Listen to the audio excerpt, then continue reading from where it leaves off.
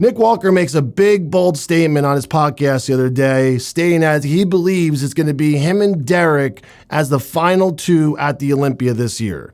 Now, do I agree with that? Well, don't go anywhere. I'm going to share my opinion real quick.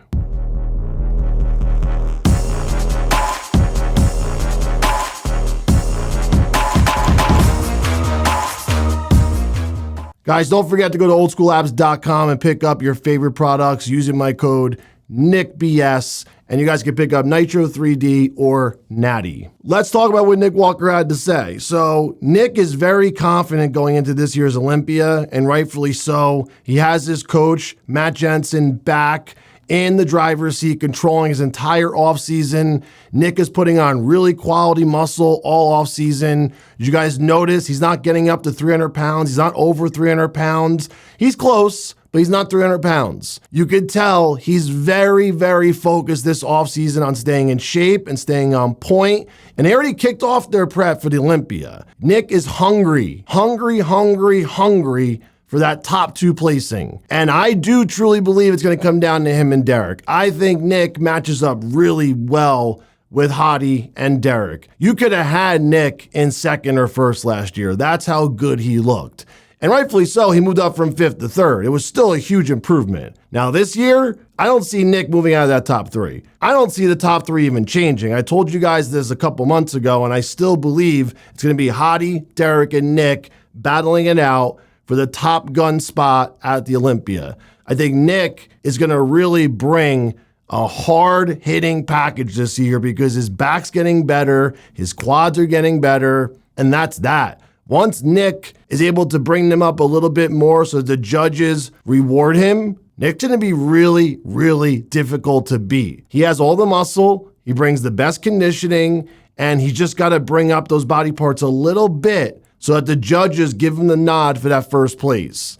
And rightfully so, he should be confident going into this year's prep because he has his coach now back in the driver's seat, Matt Jensen, the guy that he trusted originally to take him from amateur to pro, from pro to winning New York Pro, the Arnold Classic, top 5 at the Olympia, top 3 at the Olympia. How could he go wrong now, right? How could he bet against himself? And I wanted to talk about this real quick before we go today. Get a coach that you trust and stick with him. Don't bow out because you guys have one bad show or two bad shows, or you guys disagree on some things, or you have some beef once in a while. It's perfectly okay to not see eye to eye with your coach on everything. It's okay to have ups and downs with your coach. It's okay to discuss things and want to bounce things off your coach and see if you have a different perspective on things. It's okay to not win every show with your coach. Just because Matt and Nick or Hani and Phil or Hani and Hottie, whoever, whatever coaching combo you look at with athletes, it doesn't mean your relationship with your coach has to be identical to them. It doesn't mean you're going to win every show like them. It doesn't mean you're going to step up every time you do a show. You have to find a coach, number one, that's going to stick by you through those hard times,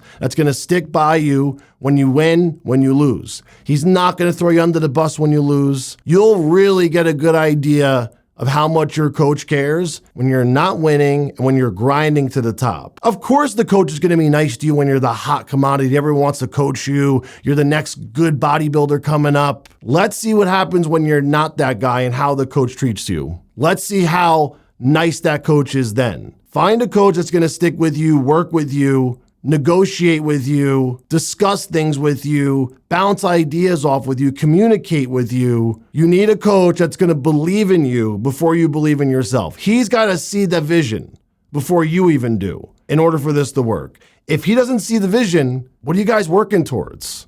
How the hell are you guys going to get to the next level if he doesn't believe in you? If he doesn't believe in your ability? And work through those differences. I promise there's always better days behind them. But sometimes things get stressful. Sometimes you guys argue. Sometimes you're going to have a couple bad days, a couple bad weeks. It doesn't mean you just give up on that guy. You have to give a coach a chance to learn your physique, learn how your body responds. And even then, your body's still changing all the time. And if your coach is giving you deadly crazy cycles and he's not explaining anything or telling you why you need to do these high doses, run the fuck away. Do not inject yourself. Don't take all those pills, guys. There is better ways to bodybuild. This takes a lot of time. It takes years to get a physique that you actually like. It takes years, sometimes never, to win big shows, to get sponsorships, to get noticed. And it doesn't mean it's going to happen to you just because you're giving it everything, just because you sacrificed everything. No one cares what you sacrifice. No one cares how hard you work. So bodybuilding is a really tough sport. Either you have it or you don't. And some people get it easier, some people don't. Some people never get to their goals. Keep your head up, keep trying. If you guys ever need a coach,